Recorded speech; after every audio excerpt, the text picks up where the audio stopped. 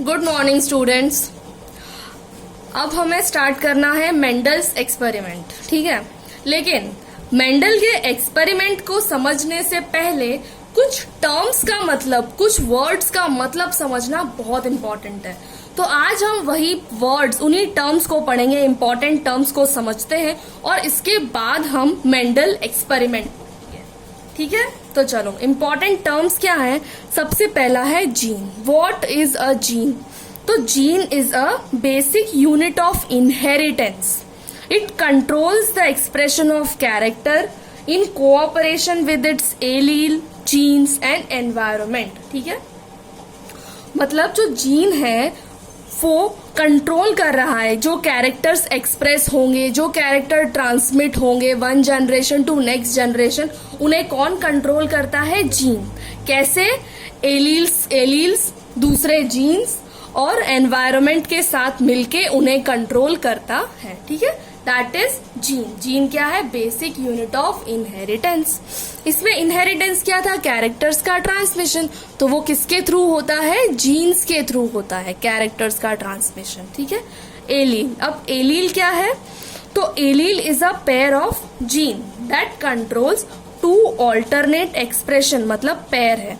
A gene always has two copies. Gene के पास हमेशा दो कॉपीज होती हैं, ठीक है। Allele is a pair of gene that controls two alternate expressions of same character. Character का मतलब क्या होता है? कैरेक्टर होता है जैसे हाइट, और alternate expressions का मतलब क्या होगा? Tall, dwarf. कैरेक्टर होगा कलर, alternate expression क्या होगा? Purple, white, right. तो same characters and has same loci sites in the homologous chromosomes. Homologous chromosomes, उनमें जो होमोलोगस क्रोमोसोम्स होंगे तो उनमें जो एलील्स की लोकेशन होगी वो सेम होगी। एलील्स सेम लोकेशन पर होंगे, सेम पोजीशन, सेम साइट पर प्रेजेंट होंगे, ठीक है। वो दैट इज एलील। अभी हमने देखा दो होते हैं पेयर, तो one will be dominant and recessive. तो अब हम उन्हें समझेंगे। What do you mean by dominant allele and what do you mean by recessive allele? तो dominant as a word suggest कि the allele which will express its character, मतलब जो offspring होगा, पेरेंट्स से जो ऑफस्प्रिंग आएगा, ऑफस्प्रिंग में जो कैरेक्टर अपने आप को एक्सप्रेस कर पाएगा दैट विल बी डोमिनेंट, और जो कैरेक्टर अपने आप को एक्सप्रेस नहीं कर पाएगा दैट विल बी रेसेसिव। तो dominant, the allele which always express itself in the presence of its contrasting allele. contrasting मतलब उसके opposite वाली जो एलील है वो present है, but फिर भी वो अपने आप को express कर रहा है, तो that is dominant allele. और recessive यानी allele that fails to express itself in the presence of its contrasting dominant allele. मतलब अगर उसके सामने डोमिनेंट एलील है तो वो अपने आप को एक्सप्रेस नहीं कर पाएगा।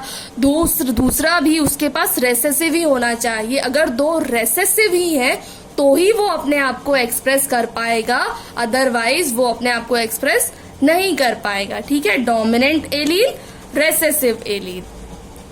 अब हम आगे कुछ और टर्म्स पढ़ेंगे, जैसे कि होमोजाइगस, ठीक है। होमोजाइगस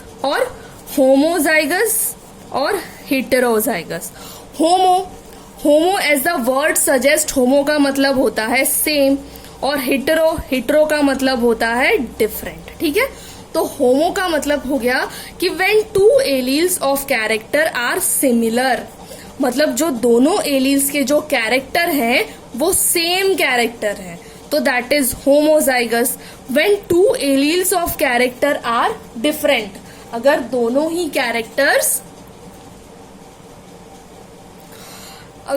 हेटेरोजाइगस यानी when two alleles of character are different, ठीक है। समझ आया आपको?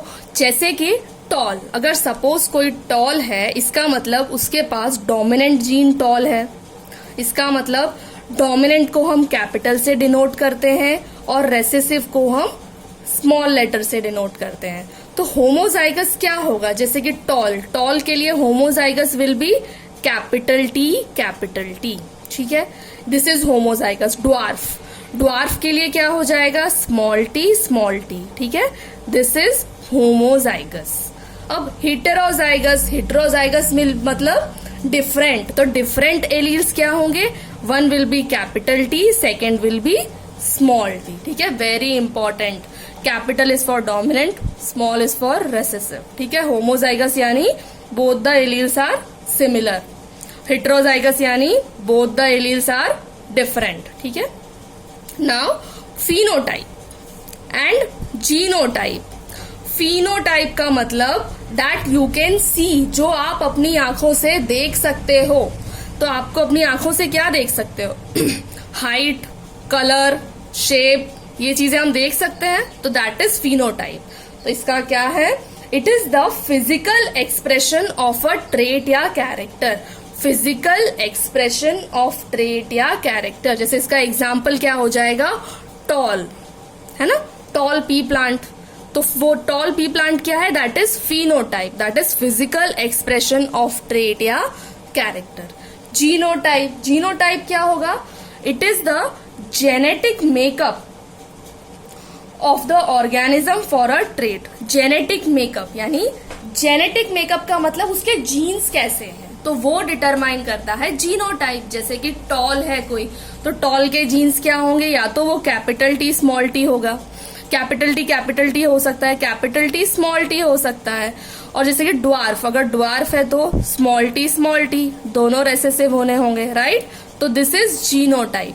तो फिनोटाइप यानी जो आप देख सकते हो, जीनोटाइप यानी जेनेटिक मेकअप. ठीक है, अब आया F1 जनरेशन और F2 जनरेशन. तो F1 जनरेशन होता है फर्स्ट फिलियल जनरेशन, F2 होता है सेकेंड फिलियल जनरेशन. F1 में क्या होता है, it is a genetic cross between two genetically different but pure parents. Pure parents का मतलब होता है होमोजाइगस कंडीशन. प्योर पेरेंट का मतलब होता है, प्योर ब्रीडिंग का मतलब होता है, very important, pure pure pure का मतलब क्या होगा, होमोजाइगस.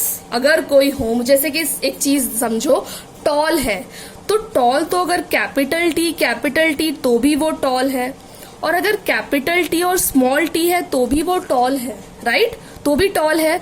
लेकिन this is pure but this is not pure, this is not pure. ठीक है, समझ गया आपको प्योर क्या होता है, प्योर क्या होता है. ठीक है, चलो अब F1 जनरेशन क्या होता है, genetic cross between two genetically different but pure parents.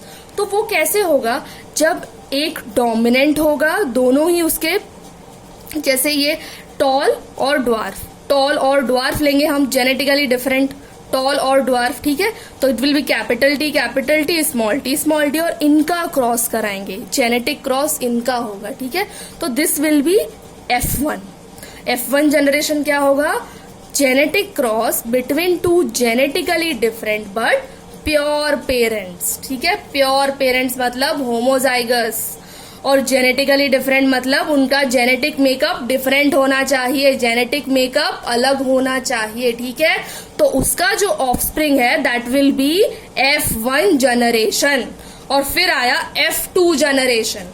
तो F2 जनरेशन क्या होता है, it is genetic cross between two F1 hybrid organisms. हमने आगे पढ़ा F1, तो दो F1 जो है, F1 को हम F1 से ही क्रॉस कराएंगे, F1 cross F1, this is called selfing. F1 cross F1. ठीक है, इसका मतलब यहाँ क्या कराएंगे, सेल्फ पोलिनेशन.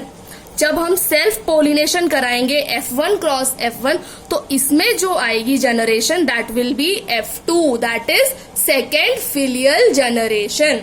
आई होप आपको समझ आया होगा.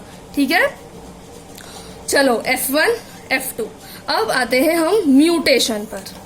म्यूटेशन क्या होता है, mutation is sudden random change in genetic material. मतलब जेनेटिक मेकअप में सडनली अचानक से कोई चेंज आ गया, अचानक से कोई चेंज हो गया जेनेटिक मटेरियल. ठीक है, that is called mutation. Example, sickle cell anaemia. Sickle cell anemia is a type of anemia It's a type of anemia in which the RBCs become sickle shaped. RBCs जो होते हैं हमारे blood में, red blood cells, उनका shape जो है वो normally बाइकॉन्केव shape के होते हैं, वो सिक्कल शेप के हो जाते हैं. ठीक है, सिक्कल शेप के हो जाते हैं. सिक्कल यानी शेप, सिक्कल शेप यानी ऐसा शेप. ठीक है, तो जो आरबीसीज होते हैं वो सिक्कल शेप के हो जाते हैं, और जब आरबीसीज इस शेप के हो जाएंगे तो वो हार्ड हो जाते हैं, लेस फ्लेक्सिबल हो जाते हैं, और इनकी ऑक्सीजन कैरिंग कैपेसिटी भी कम हो जाती है. ठीक है, दिस इज म्यूटेशन. और ये क्यों होता है इसमें? क्योंकि जो बीटा हीमोग्लोबिन जीन है, जेनेटिक मटेरियल में चेंज, तो बीटा हीमोग्लोबिन जीन में सब्सटीट्यूशन हो जाता है, उससे सिकल सेल अनीमिया होता है. This is mutation. ठीक है, अब हम नेक्स्ट क्लास में मेंडल एक्सपेरिमेंट पढ़ेंगे. उससे पहले आपका काम है कि आपको ये सारे टर्म समझ लेने हैं. ठीक है, आप बुक से ये सारे टर्म्स को समझ लो, और नेक्स्ट क्लास में हम मेंडल एक्सपेरिमेंट पढ़ेंगे. ठीक है, चलो, गुड बाय, टेक केयर.